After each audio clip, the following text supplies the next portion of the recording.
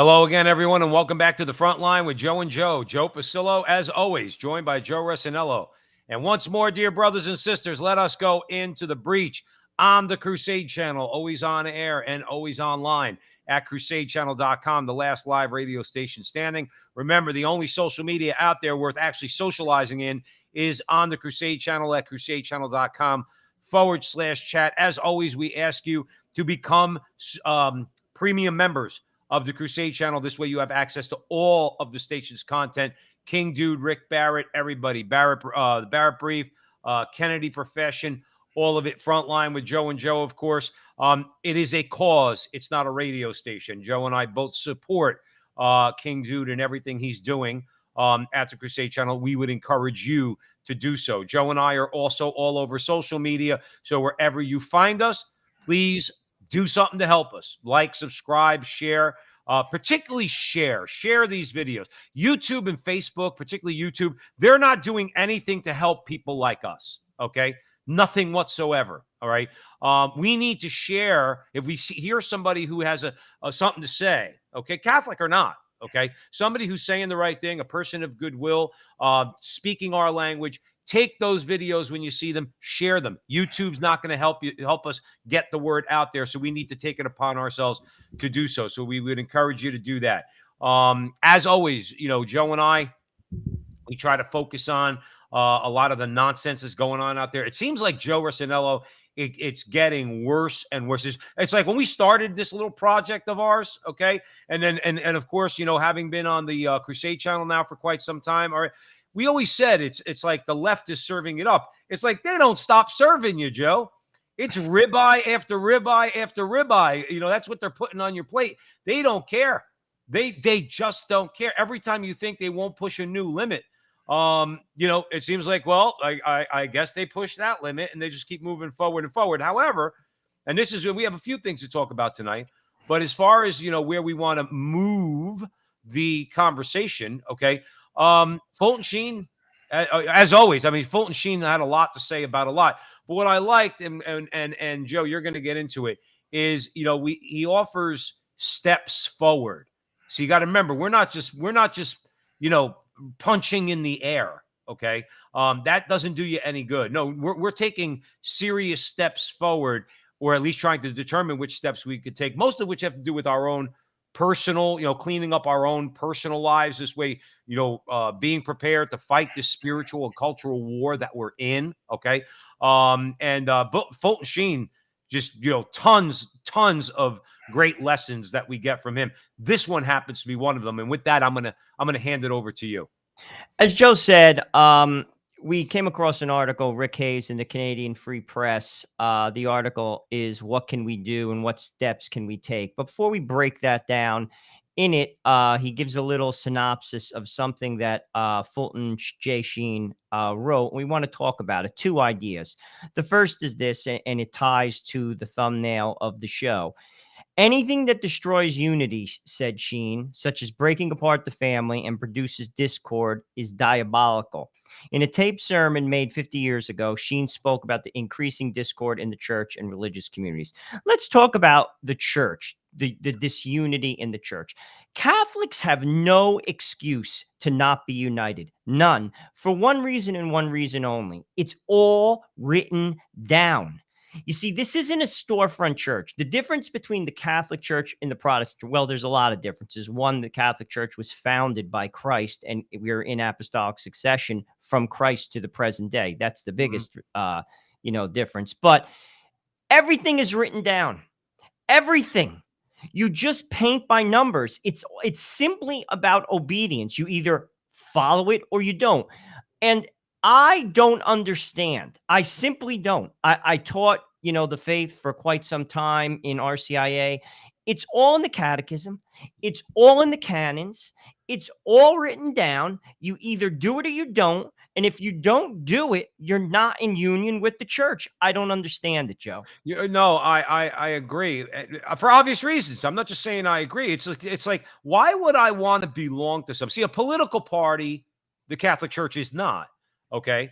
And I could be in a political party where I say, okay, I disagree with the Republicans on X, Y, and Z, but for the most part, I feel somewhat of a natural fit in the Republican Party, certainly completely opposed to everything that the Democrats stand for. That's one thing. When you're talking about religion, okay, you if you say you are a member of a religion, okay, particularly the Catholic Church, what the hell are you doing there if you disagree with more than half of the teachings of the church? And then just think it's okay. Well, I don't agree on abortion. Well, who the hell are you? Well, I don't agree that we should just have male priests. Well, who the hell are you? Who are you? I don't question the church. If it's a matter of prudential judgment, I use my judgment.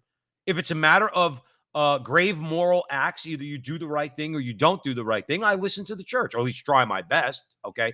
But I don't openly disagree with it. Why would I want to be in the Catholic Church if I disagree with it? And by doing that, Joe, you're doing what Fulton Sheen said. You are sowing disunity.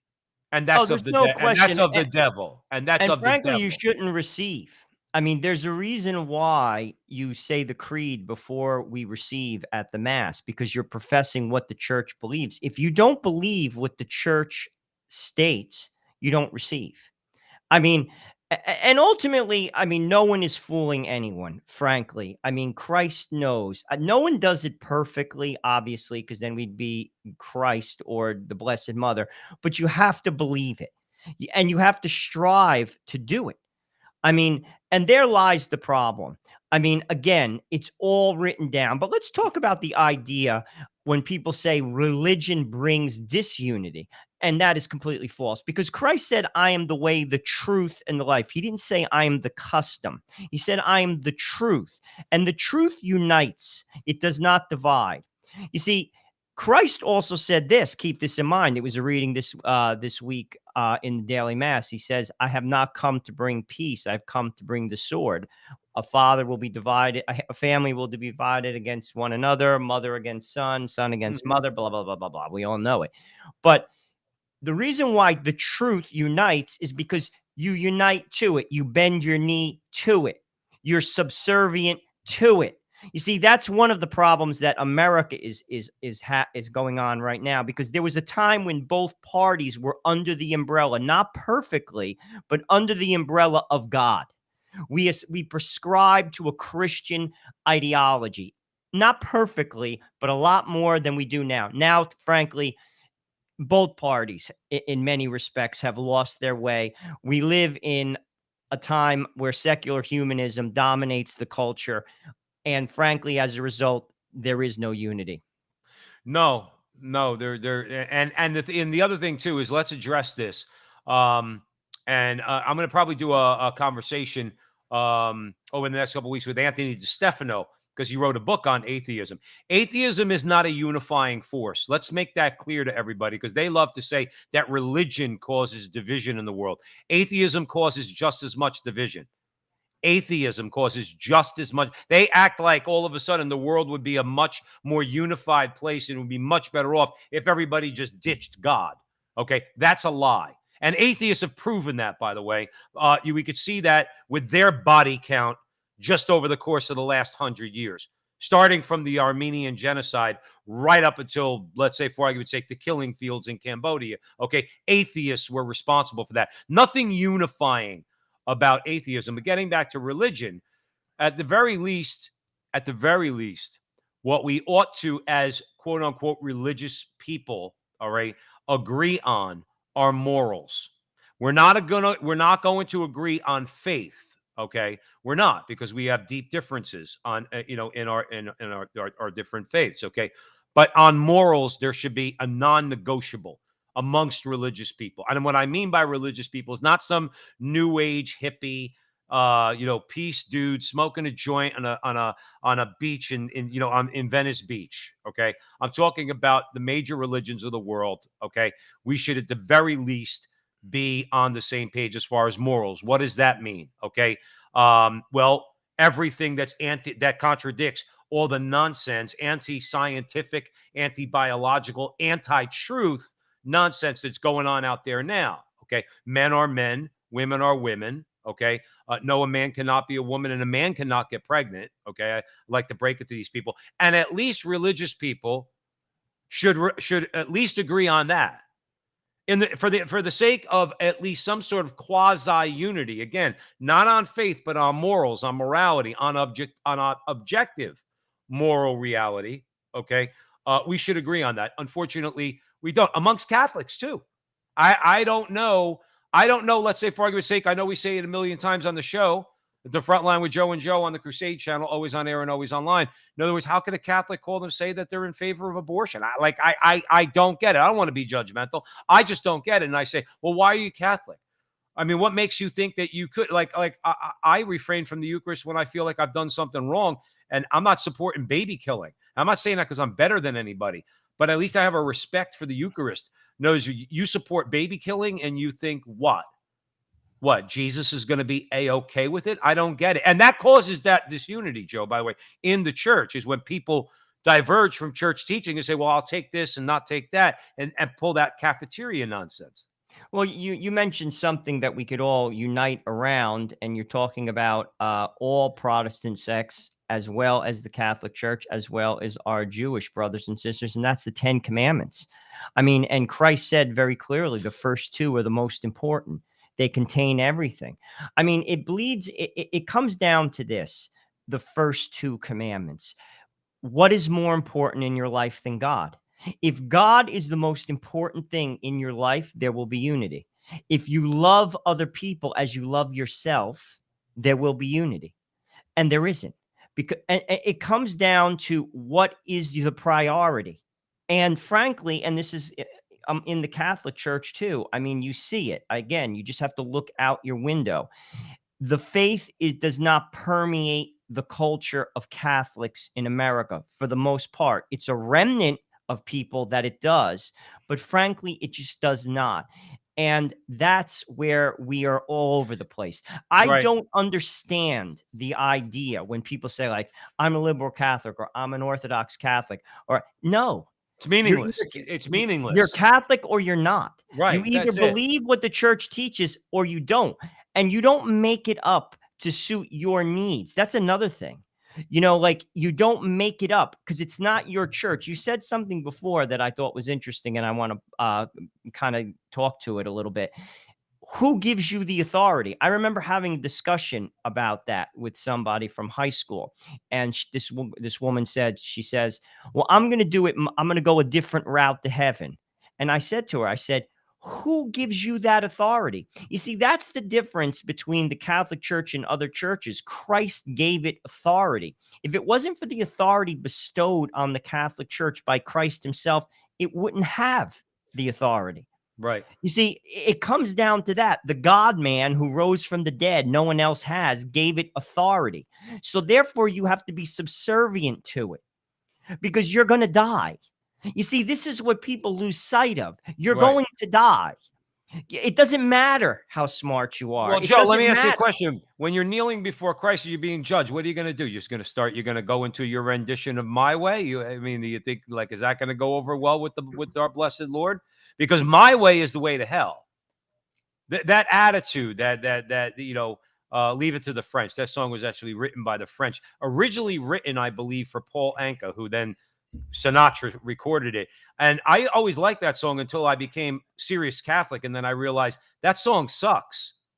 For your soul, that song sucks. Okay. I don't even listen to it anymore because I don't like the message that it sends to me. It's not my way. I'm not going to bust into my rendition of my way when I'm kneeling before Christ being judged. Say, well, Lord, I figured I'd do it this way. Wasn't that good enough? The Lord's going to look at you and say, I told you the way. Told you I'm the way. I didn't tell you there were 9,000 other ways. Okay. I didn't tell you all roads lead to God. I didn't tell you all churches, all religions are the same. Okay. I did not say that. Okay. I didn't. And you knew that. And that's the sad part. Again, nobody's invincibly ignorant in this, and they know what Christ says. Okay. And yet they go ahead and they do it anyway. And they think that, well, like I said, they're just going to say, well, I'll do it my way. And the thing is, too, let's continue with the Fulton Sheen conversation, Joe, if you don't mind. I love this article that Rick Hayes wrote, because then he likens the temptations that we're faced with now with the same temptations with which Satan tempted our Lord for 40 days in the desert. Okay. And it's crazy, Joe, when you think about it, just how, So just the passage of time doesn't mean things get better, doesn't mean things evolve, doesn't mean human beings are any different now than they were 2,000 or 5,000 years ago. It doesn't. And we know that. Satan tempted Christ with the same things he tempts us with now. The difference is Christ overcame those temptations and we don't. We actually buy into them. What are your thoughts on that? Well, it basically links into what Gene said. He said a decline in the spirit of discipline is the hatred of the cross. I mean, you think about the choices that we make. You know, a lot of times people that don't have choices, maybe you didn't have a college degree, or frankly, you're not that intelligent, or you don't have that great of a job. You don't have as many choices. In many respects, sometimes it's easier that way. But when you have a lot of choices, you could go one way and the door is wide open because of, say, access, but family connections, power, money. It's tempting. And it comes down to hatred of the cross. You see, the cross is before us, and it's a choice. You choose the cross.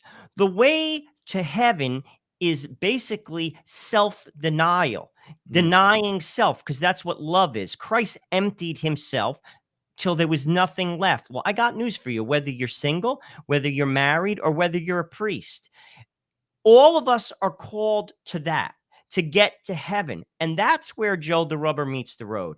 I'm going to tell you this right now. This is where you want to talk about unity. I will not serve. I will not do that. Because why? Because I'm not going to put myself through that. I'm not going to do it. You see, we make that statement by our actions, our choices in life. I am not going to have children. I am not going to give to the poor. I am not going to do it. I will not live modestly. I will not do it. You see, all of those things in the end keep us from Christ. Right. Because we're made to, that's what love is. Love gives of itself. And we're all called to that. And it's the hatred of the cross. Jesus could have said no. He was tempted in the garden, but he was fully man. He could have said no the whole way through, and he didn't. Right. Mary could have said no Right. the whole way through, but she didn't. The same choice is before us. Every person, you either do it or you don't. And here's the thing, you're not fooling God. You see, when we die, we will sit before God, every single person, and he will Right. evaluate our choices and our life. You know what I'm saying? And thank God there's purgatory, because most people, if not 99.9% of them, including me, will spend some time there. Like, this is what I'm saying. Yeah. But we have this idea that we just float right into heaven. No, that's Well, not a that is Christian that, teaching. but right. No, it's absolutely not a Christian teaching. I mean, and that's modernism. I mean, that's part of like the modernist. I believe it was Pius X who said that modernism was the synthesis. Imagine this, the synthesis of all heresies, all the heresies going back to the beginning of the church, Gnosticism, all of it, right up to the present day. Okay, or up to that moment. Pius X said, modernism is a synthesis of them all. And that one of the things that modernism leads to is religious indifference. It doesn't matter what religion you are. Joe, there are Catholic priests who tell people, okay, that they don't have to convert to the Catholic Church. They're Catholic priests that say that. E. Michael Jones told a story of his friend, Sam Shapiro, okay, who's Jewish, all right? And Shapiro, I believe, was a professor at Notre Dame, seriously thinking about converting to the Catholic Church, okay? And so Jones suggested he go see a priest on campus. He went to see the priest. The priest says, "Oh, it's all right. You're a Jew. You're fine. You don't have to convert." Now, could you imagine that? Can you imagine like a priest? In other words, again, a priest of our Lord Jesus Christ in his Catholic Church saying to a Protestant, you don't have to worry about it. You're validly baptized. That's all it takes. Don't worry about it. Or telling an atheist, just be good. Just feed the poor. Don't worry about the position on abortion and things like that. That's what we get with modernism. That's what we get. You see, Sheen mentions, okay, and just for those of you who are just joining us, you're at the front line with Joe and Joe Pasillo and Joe Resinello in the breach on the Crusade channel. Always on air and always online at crusadechannel.com, the last live radio station standing. Sheen mentions the communists, mentions discipline. You know, he's like the discipline that comes, let's say, that he was talking about that comes with the cross, okay? And he was talking about how China and Russia, this is over 50 years ago, they have discipline, self-denial, a commitment to a common purpose. But without a cross, it is a complete destruction of human liberty. Now, when I first sent you this article, Joe, I was thinking about that. Lenin famously said, if I had 10 men like Francis of Assisi, I would have changed the world. Okay. And my response to Lenin would be, you can't find 10 men like Francis of Assisi, not as Vladimir Lenin, because you're an atheist communist. You are devoid of love. Francis of Assisi and 10 more men like him would change the world. And Francis of Assisi did change the world. Okay. He has had an effect on human history because of his saintliness. Okay. But the thing that Francis had that the communists could never have is he had the cross and he had love, neither of which the communists had. You could have 10 communists or 100,000 communists, millions of communists. You can never change the world because you lack God, you lack love, and you lack the cross. What are your thoughts, Joe? Well, it's funny you say that, because Rick Hayes, in that article from the Canadian Press, What Can We Do and What Steps Can We Take? He says this: today's society has abandoned the divine in support of ill-equipped legal and political solutions to the soul's destruction that requires divine intervention. Without seeking the help of the divine, and you're talking about that, Joe, Americans are engaged in an unwinnable contest where the rules change to accommodate evil. The difference between Francis and a communist is the divine. And that's what Hayes is talking about. You see, people have not connected that. Most people haven't connected. I was just saying this actually, to be honest with you, on the phone to somebody today.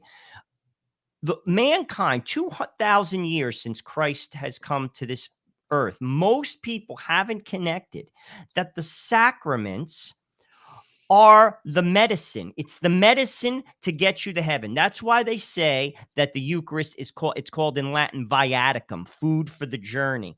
We are all broken. Doesn't matter who you are. So Christ left us not only an example, he was not more than just a teacher, he left us a church.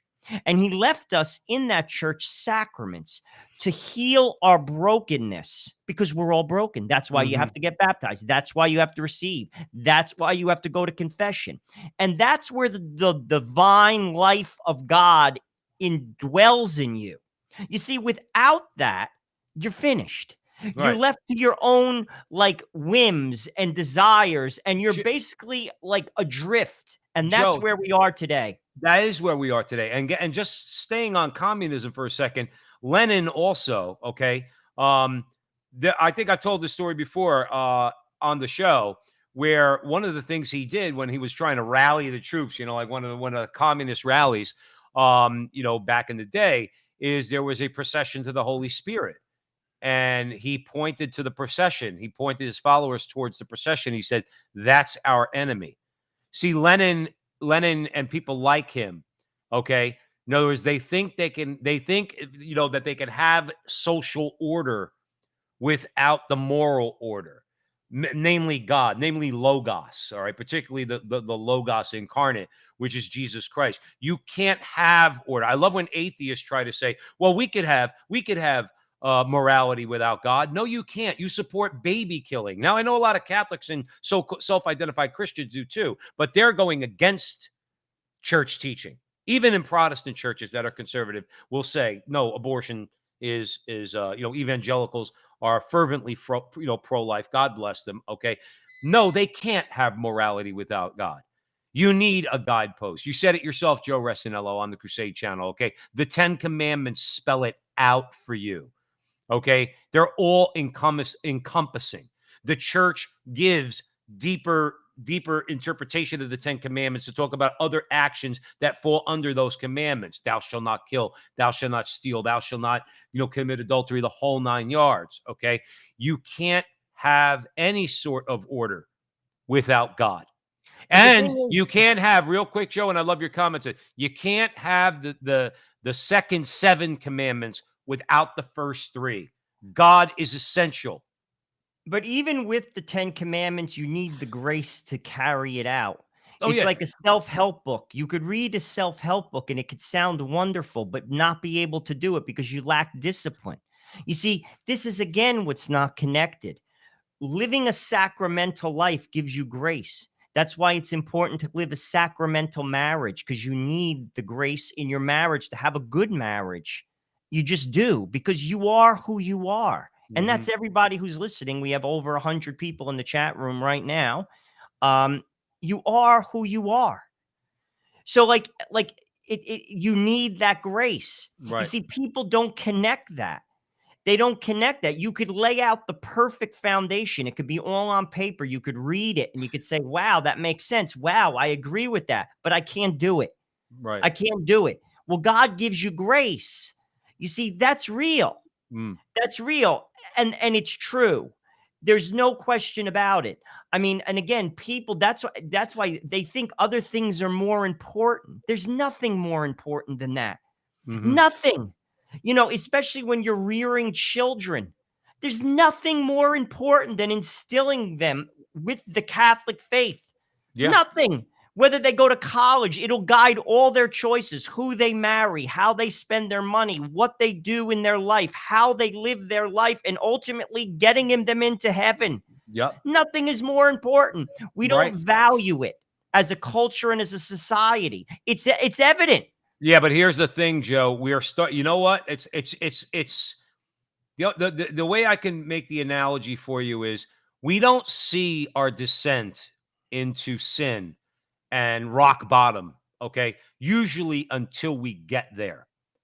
And then God will pick us up. He's trying to pick us up the whole way, but we don't listen. We're having too much fun. We're partying, right? Sex, drugs, and rock and roll, all right?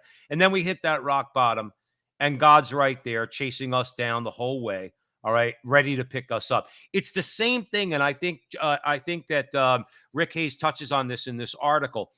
When you see the destruction, particularly in the last couple of years, Joe, when you see the ramp up in this evil, and it's absolute evil, okay? When you have a self-professed Catholic disgraziad, okay, Nancy Pelosi, saying that abortion is sacred to her, and she proposes things to have it up to the moment of birth. When you see all the gender ideology, when you see anti-science, okay, I'm tired of hearing people talking about science at the same time they say that men can get pregnant. Stop talking to me about science then, okay? What you're talking is politics is what you're talking, okay? But when you see all this, you know what you're getting, Joe?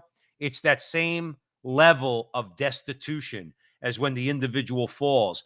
Society will start to rebound because of the fact that we do love our children and we see this rat's nest, this poison that's out there in the culture, and people start reacting the way Rick Hayes puts it in the article. What we might just be beginning to see is pushback against the demonic. Now, here's the key. This is what you said earlier, by the power of love, the love that you have for your child.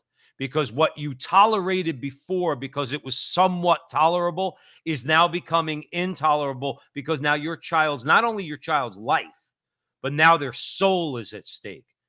And now people who might have been quasi-Joe lukewarm, they're not lukewarm anymore. They're the ones going down to those school board meetings. They're the ones that are pushing back. They're the ones that are saying no to a lot of this nonsense. What are your thoughts on that? Well, I'm going to refer back to Joseph Ratzinger's 1969 radio address. He says that. He said, the church will become smaller. It will become poorer. It will lose its status in the world, but it will become more faithful and it will shine brighter. I think what we're going to see, and listen, we're not the first people to say this. Believe me, there's a lot of academics and intellectuals out there that say that Western civilization is falling apart.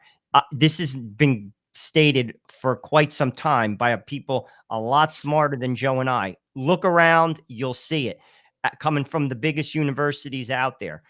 Western civilization is in decline. It's further along in its decline in Europe, and it's begun with the destruction of the family. Uh, Dr. Scott Hahn just basically made a comment about that. Western civilization is hinged upon the family, and the Right. family is falling apart. No matter what you do in life, you come from a family. If you're not formed properly in a family, you're socially maladjusted. And we Mhm. have a culture of people. Over 50% of our marriages fall apart. Our children are self-medicating. They're killing each other in schools. A healthy society does not behave in that manner.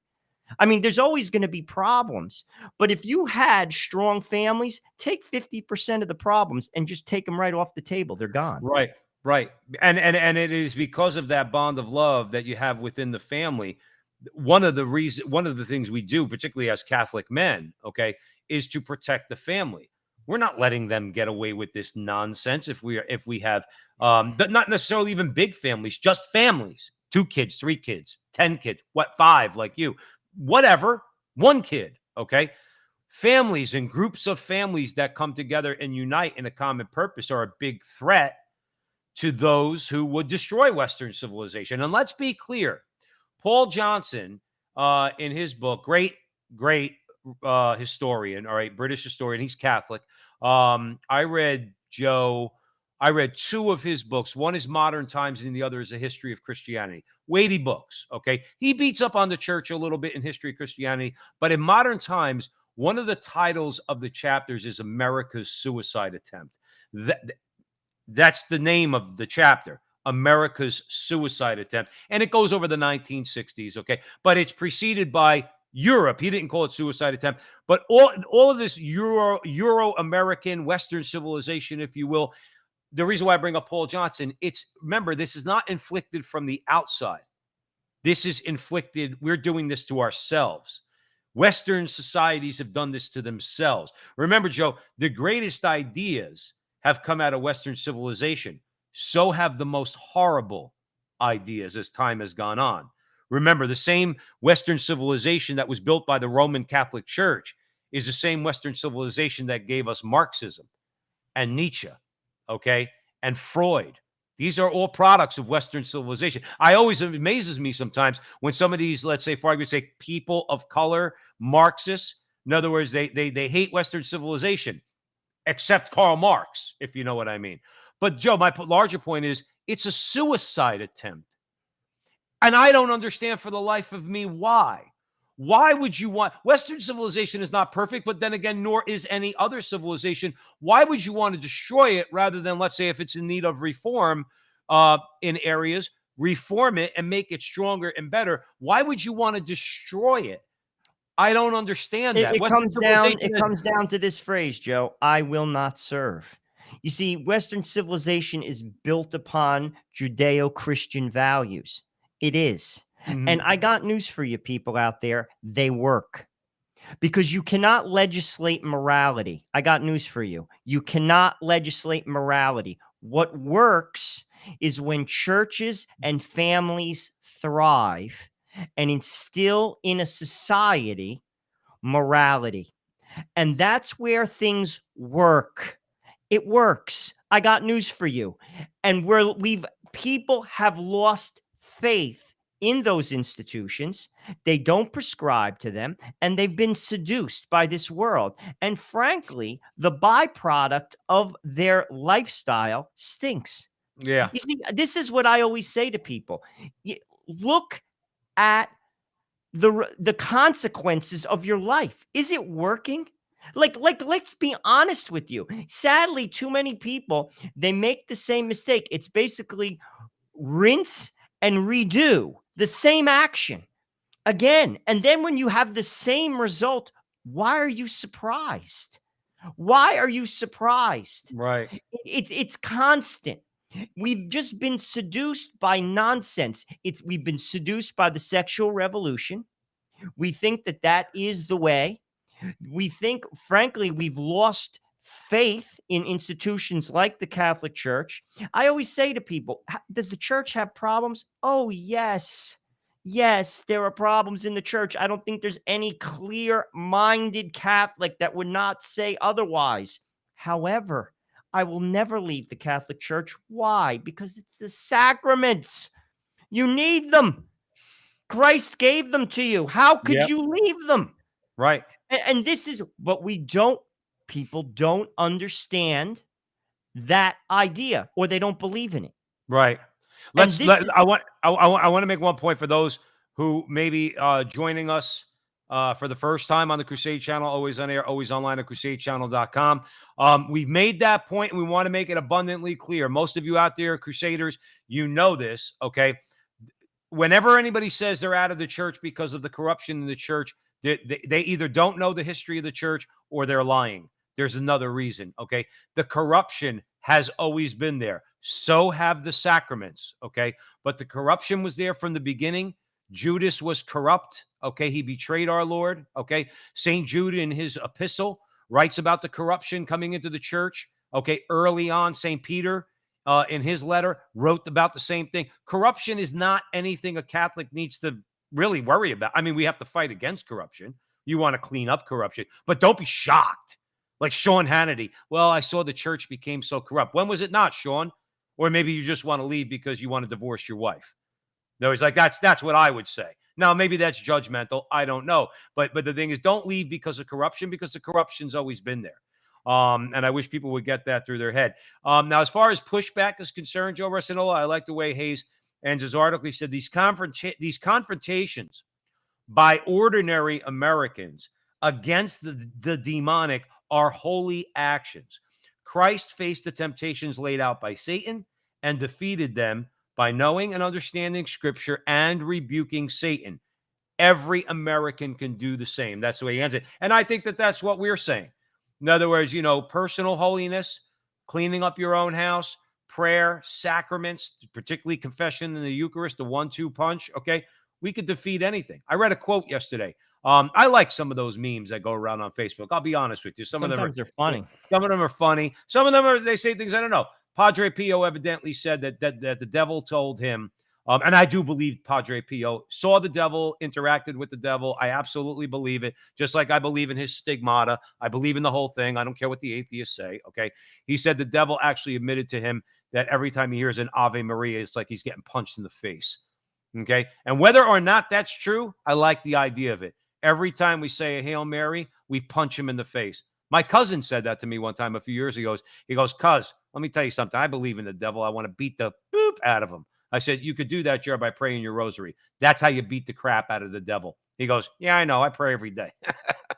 It's important. But that's it. But that's it. You want to fight the diabolical. This article, we started talking about this article. Okay. Division is of the devil. It's diabolical. Okay. You want to fight against the devil, unify around the truth. And as you said, Joe Resinello, pray and avail yourself of the sacraments that Christ made available to us through his church. That's simple. And it comes down to bending your knee, Joe. I mean, anytime there's unity, I mean, whether it's a baseball team, whether it's in an army unit, whether even in a family, it comes down to basically everyone adhering to one idea. And that one idea, again, is Christ. He said, "I am the truth and the life." I mean, Christ loves you. I mean, this is the thing. And he tells us basically, he gives us a path to live because it's good for you. You see, this is again what people haven't connected. They simply think that their way is better. And then when it doesn't produce good fruit, because again, you're free to choose, but you're not free to choose the consequences. They don't connect that with there is a better way and you will have a better life. It comes down to that. It's not just about renouncing your life, because I got news for you. Dying to self is hard, but there is joy in it. There is peace to it. Everyone's looking for a happy life, but they're doing all the wrong things to get it. This is our society. They're chasing after the wrong things. And frankly, it shows. The proof is in the pudding. Joe, if everybody got through their head that the definition of a happy life is not saying unlimited pleasure. Like, that's not a happy life. You could think that all you want, okay? You could go out there, you could have all the sex you want, okay? You could drink all the booze you want. You could do all the gambling you want and party hard and drugs and all that, right? And don't get me wrong, when you start doing it, I'm sure you're going to have a blast, okay? But there's a reason why people start to come down, because then they start to realize that not subordinating your animal desires to your reason leads to that. And that leads to nothing but your own destruction, let alone hell, okay, if you're unrepentant, all right? But you're not going to we have to get over this. We have to tell people, listen, life ain't easy. Get over it. You got pregnant at 18, don't kill your baby. You can't do it. You're not allowed to. Can't kill your baby. You have to deal with the consequences. There's help for you, but you got to deal with the consequences, okay? You did drugs, all right. All right, you got to get off drugs, especially let's say a parent, okay, or a person in a position of responsibility. Got to stop, okay? You're drinking too much. You got to stop, okay? Either you got to curb it or do it away with it completely. You unbridled pleasure is not the pursuit of life, okay? Accepting life's sufferings, accepting life's pain, asking God for the grace to overcome those things and going to heaven. That's the meaning and purpose of life. And in the meantime, if you have the strength of Christ, if you have the grace of God, then you can, even though life is hard, you can build a good life for yourself in this world. But we've just been seduced. Someone was putting in the chat room, turn off the TV. It's the TV, because we invite these messages into our house. You talk about life's pursuit of pleasure. I mean, that is the idea that's pumped into the American psyche. Right. Everything you have to chase after, you're never satisfied. But the thing is, all those things lead to a dead end. You come to the end of yourself. All of those things will ultimately not satisfy you. Right. They won't in the end. It's a very temporary thing. Very temporary. And again, but people do things for different reasons. A big part of Americanism is the show. I mean, it's the show of it all. Right. People buy into the show. That's what Facebook is all about. They create like this pseudo life for themselves. Oh, I eat this great food. Take pictures of it. Look at my house. Look at my vacation I'm on. Look at my kids. Look how pretty my daughter is. Look at this. Look at this. Look at this. It's a show. Right. And this is the thing. Again, it's not what's on the outside. It's what's on the inside. And ultimately, things that satisfy are knowing God. I'm telling you this right now. Look at the people who are truly happy. Again, look around you. Look at people. I've said this last week on the show. I'm going to say it again. People who have successful lives. And I'm not necessarily talking about people who are rich. They have good marriages. They have good families. They're happy. When you see them, they're joyful. That's not a mistake. You don't fall into that life. All those people, that's a choice. And it requires a daily choice. And it requires the sacraments to give you grace to do that. Right. You see, this is just, you don't like accidentally have a good life. I mean, we're all in the world. We all know people. You see people at work. You see people at the bus station. You see people when you go into like the motor vehicle, when you go into like a store. People are miserable. Oh They man, are are you kidding? visibly miserable. No, I mean, again, I'm not going to. New Jersey's not much better, but working in New York, particularly over the last couple of years with COVID, you say hello to people, they grunt at you. And I'm generally a friendly guy. I know I get angry on the show. Actually, I don't get as angry as I used to on the Frontline with Joe and Joe on the Crusade Channel, always on air and always online at crusadechannel.com, the last live radio station standing. I don't get as angry as I used to. And in fact, when I'm going to work, say I'm out just taking a break, or I hold the door open for somebody, and I try to be pleasant. People are miserable, man. No, I mean, like really, really miserable. Oh, no doubt. I want to say, like, sometimes, and I don't expect anything in return. You don't have to give me a hug if I hold the door open for you. But it's kind of like I say in my mind, I was like, okay, thank you wouldn't have hurt, or good morning wouldn't have hurt, or good afternoon, or I mean, even in our own building here, in Jersey, same thing. I mean, there's some friendly people. There's a lot of unfriendly people. People are so miserable nowadays. And I really do believe it's a result of our rotten culture. Well, Our it's also rotten. a result of their choices, Joe. I mean, like, listen, if your life, if you've made bad choices, it's like anything. It's like eating bad food. Like, if you eat good food, you're healthy. Your Right. body's healthy. If you live on White Castle and Mountain Dew, your body isn't healthy. You're gonna And have some problems. I'm just and this is what I'm saying. Like, our culture is living on White Castle and Mountain Dew. And this is not going to produce, again, look at it purely from almost like a mathematical equation. X plus y equals something. When you fill in those variables with whatever you're filling them in, it's going to produce something. right. And again, look at the people who have happy lives. Put it down on paper. Why are they living? Why are they joyful? Why are they happy? Why do they have good marriages? It's not an accident. It's not an accident. Joe, people think that in order to be detached, you have to be. Now, I'm not saying this about all people, but I think a lot of people think to be detached means not married, maybe a religious, like let's say a woman religious or a priest, okay, or something like that. No, we can in our married lives, as our roles as fathers, we can be detached from the world. That doesn't mean that we don't go to work, we don't draw our living from the economy, we don't spend money in the economy, we don't enjoy certain things in the culture, maybe let's say sports, even though the left has ruined that too. That and the fact that the Jets suck, so I really have nothing to root for when it comes to sports. But my thing is, but we can be detached. And I quite frankly learned this by accident. The TV in our bedroom stopped working about a month and a half ago. I have watched significantly less TV. All right. Significantly less TV because we have another TV in our living room. And you want to know what, Joe? I'm just using it as a stupid little example, but an example nonetheless. I don't miss it. I don't have to go to sleep with Fox News on, okay, or anything like that. I just go to sleep, and nothing there to keep me awake. And there's a lot of things I've been doing lately to try to be more detached, read more. See, we could detach ourselves from the rot of the culture, while at the same time not detaching ourselves from the things we have to do, like going to work, like taking care of our families and things like that. But detachment's not that hard. It is a habit. Television, for a lot of people, including myself in the past, was a habit. HBO, I never thought I'd be without HBO. Netflix, never thought I'd be without Netflix. Showtime, same thing. I'm without all of them now.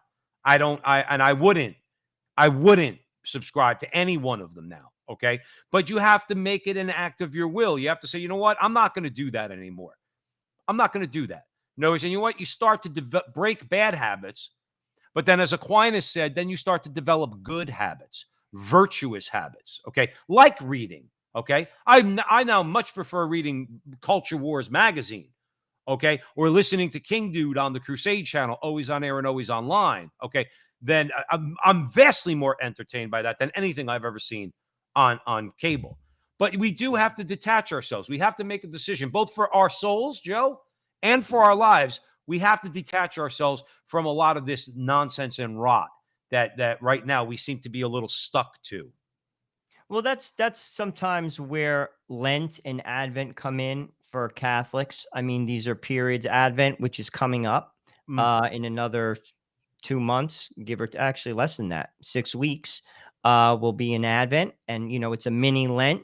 You develop good habits. You learn self discipline. mm, We all know certain things. You don't just dive into the deep end. Detachment. We're really supposed to be detached from all worldly things. That's actually like almost like a virtue, a mm, theological virtue, to not be attached to something, to only, to be free. You know what I'm saying? Like, but you don't just dive into the deep end. We all have things that we're attached to, bad habits. mhm. Um, and obviously those are things you work on. Again, working on something, building virtue, going to regular confession helps you to do that. I mean, again, how are you working on yourself? Reading a self-help book doesn't do it. Right. I'm telling you right now, it doesn't do it. That This ain't is cutting the mustard, Joe it's where Ressinello. God comes in. You see, this is Yeah. where, again, sacramental life, prayer. God is real. You know, he's real. You see, this is not enough people actually know that God is real. You know, like as a Catholic, to know that the Eucharist, you are receiving God, God Himself. You're getting the strength of God inside of you. Right. And with Him, you could do anything. Yep. It gives you strength. It gives you courage. It gives you faith. It gives you perseverance. I mean, like, this is what our society lacks because it's devoid of God. We've Mm-hmm. pushed Him away. And this is why everything is falling apart. But Right. I'll tell you this, from the ruin, it will rise again, as it always has, because ultimately it's the human condition. People, we have a very good life here. I was cooking dinner today and I was just looking at like what I was cooking. Joe came by, he had to pick up some equipment. My neighbor gave me this great apple pie. I had like pasta going. I had 2 pizzas going. I mean, we made a feast.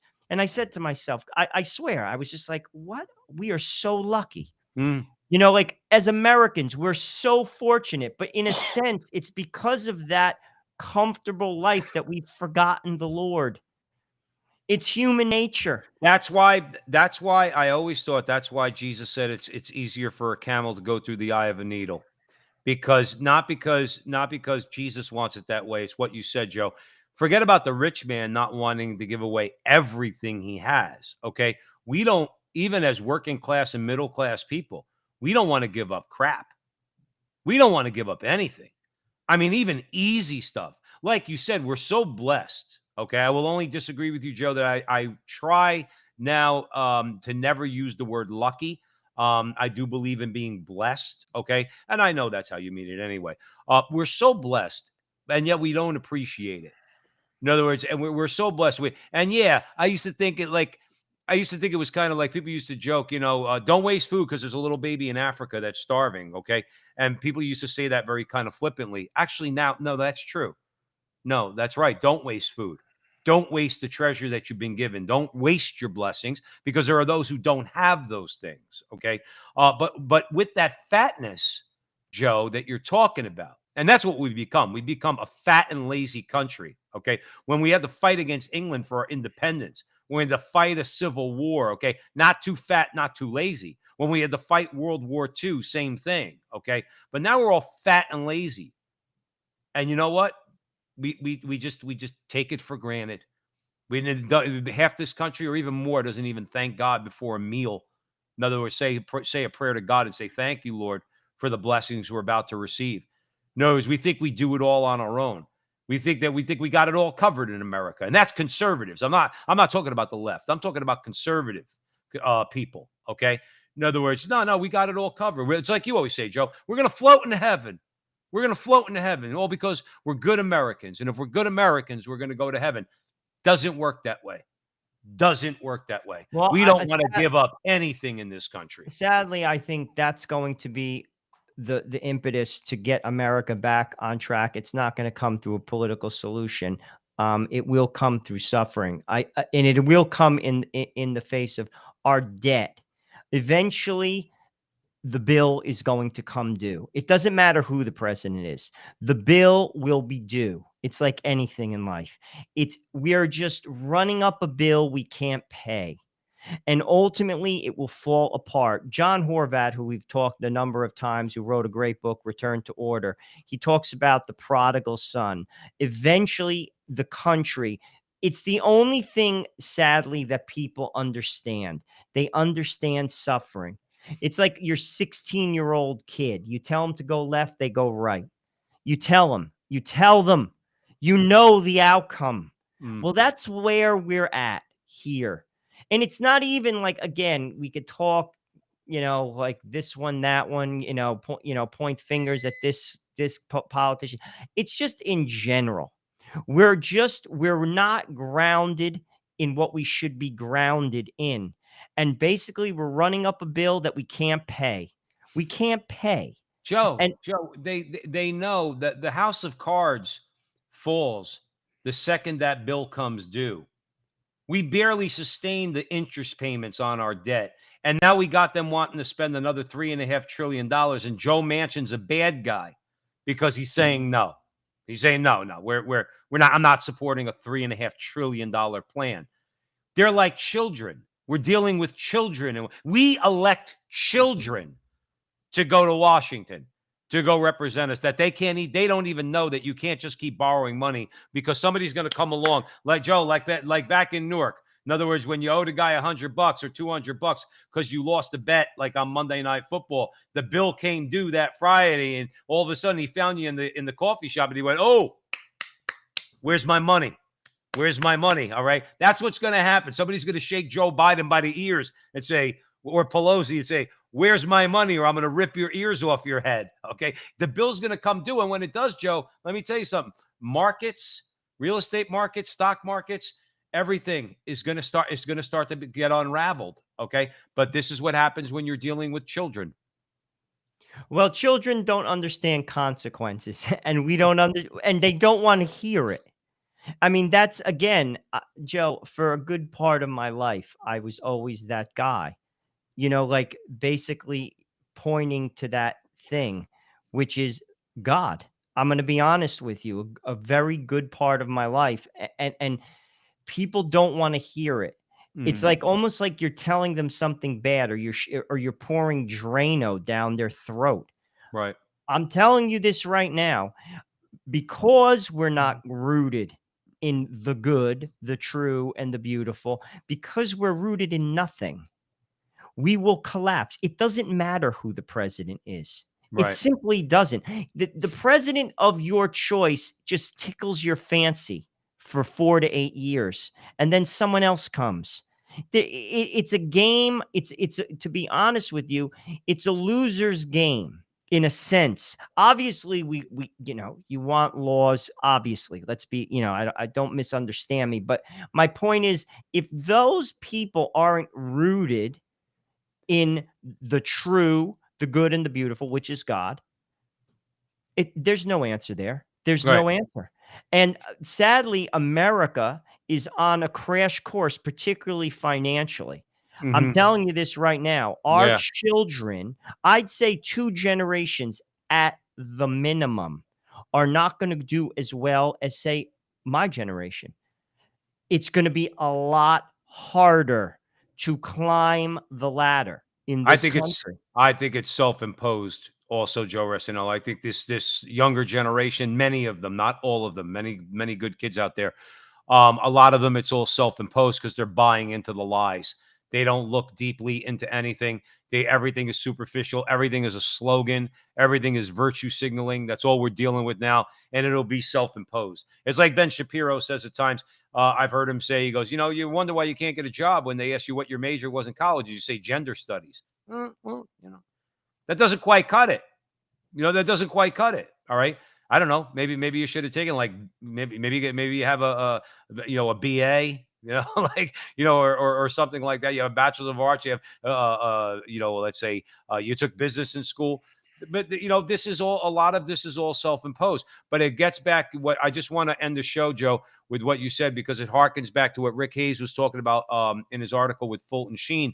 One of the temptations of Christ by Satan was to forego the divine order in favor of the political and social order. And that's our problem nowadays. We are looking for solutions to problems in the political world that don't have a solution in the political realm. They have the solution is the divine. Joe Resinello, we do have to leave it there. I think Okay. that's a great place to leave it, because you're 100% right, Joe. Right. You were Yeah, 100. That is it, and you nailed it. That's the well, truth.